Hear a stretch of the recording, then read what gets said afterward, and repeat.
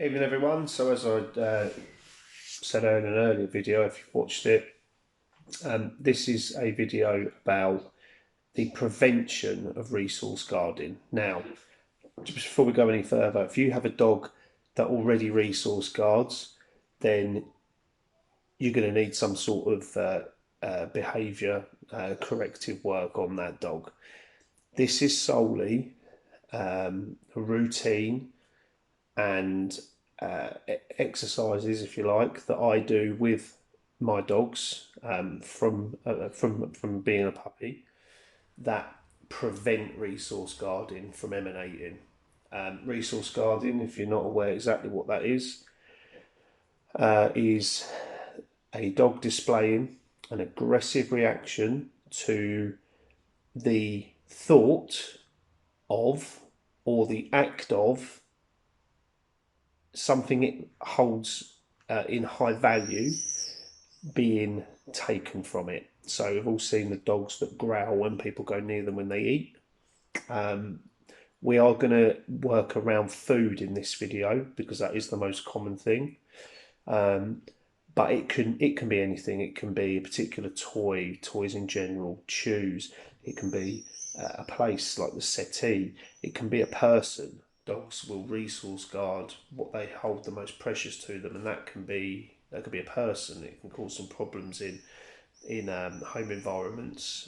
If the dog latches onto a particular person, doesn't want anyone else going anywhere near them, that could be a big issue for couples.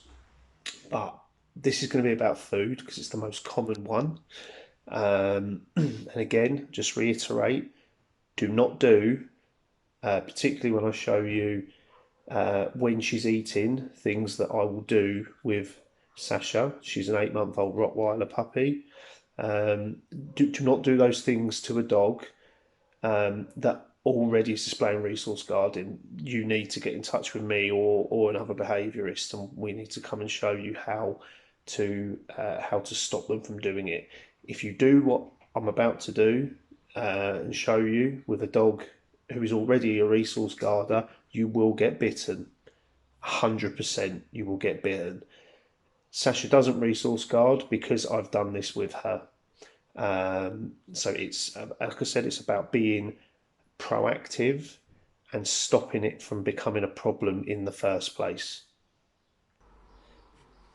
Here she is, happy as Larry, asleep on the patio. So anyway, first of all, everyone who's had sessions with me or spoken to me knows that I work on the basis of leadership. With leadership comes obedience and respect from your dog. It's not dominance, it's leadership. Two completely very different things, opposite ends of the spectrum, in fact. Now, we get that behaviour from our dogs towards us by being consistent. It's consistency, consistency, consistency. So I'll show you the routine that I use around meal times, twice a day. And anybody else that feeds the dogs does the same thing. That's so important. With consistency comes the respect from the dog because they know what is allowed and what isn't allowed, and that's the same with everything. But you keep your mealtime routine the same every time, and you won't have issues that start to arise. It's like bringing the puppy home and letting the puppy on the sofa. Then when the puppy becomes an adult, deciding it's not allowed on there. You need to be consistent from day one, and it goes with everything. So I've gone and got one of her meals, and obviously you can see we've got an immediate interest in what's going on. And this is her meal here. Now what I'm going to do is I'm going to prepare it in front of her. Straight away she's gone into what I would class as being a desired behaviour. She knows she has to do that. She knows she has to be calm. She doesn't jump up at it. She doesn't paw me. She doesn't beg for it. She's laying nice and calm. I'll stick her food into her bowl. I'm just going to give this a quick mash up, which I'm sure you don't want to see, and then we'll get on to the next bit. So that's all done. She's got a meal here.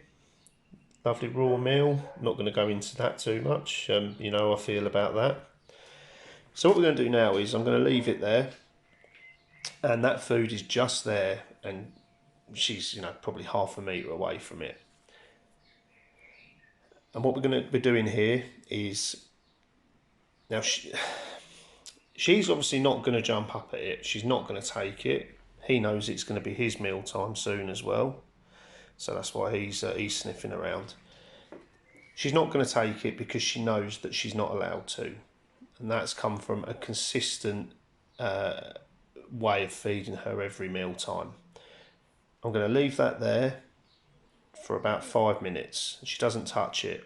I am the giver and the keeper of the food, and it's mine until I choose to give it to her. That is how dogs work in the wild. That is how dogs think. And that's absolutely perfect. Not interested, or pretending she's not. She's behaving immaculately. So that's about 5 minutes have passed. She's stayed in that position, well behaved. There's been no jumping up, there's been no whining, there's been no begging. If that happens, you take the food away, you put it somewhere out of their view and out of their sight. That's not desired behaviour. You don't beg me, you get the food when I say you get it. So I'm going to bring her outside to feed her because it's just a little bit easier to show you and the light's better.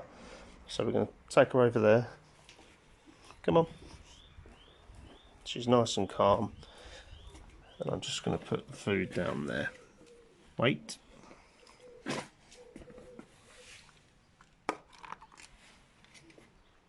Now she's looking at me for the okay.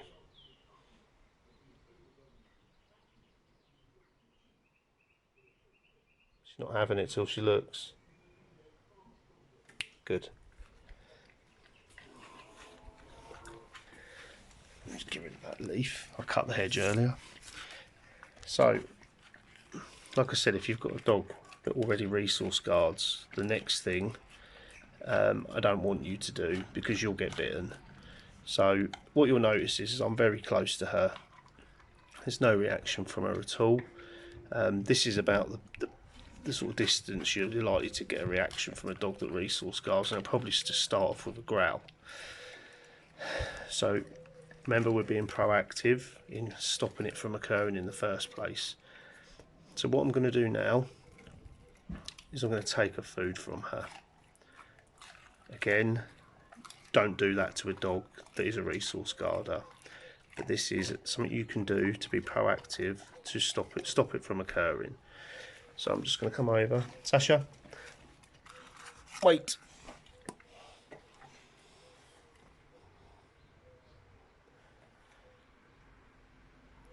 And she's gone straight into a good behaviour. So she's straight into sitting nicely, which is exactly what we want. Now what I'm doing by doing this is I'm the keeper of the food. You will get this food back, but only if you're good. Now I don't do this to her every meal, very rarely now, but every now and again I just like to check in with her. So I'm going to put it back down. Sasha, wait.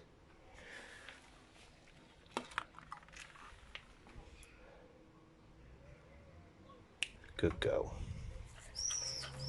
Just by doing that, not every meal time, maybe 3 or 4 times a week from when they're a puppy, you'll prevent the resource guarding, because what you're putting into them is, I can take things away from you and I can be close to you, but even if I do take it from you, you will get it back if you behave in the desired way, with a wanted behaviour, which was the sitting nicely and calmly.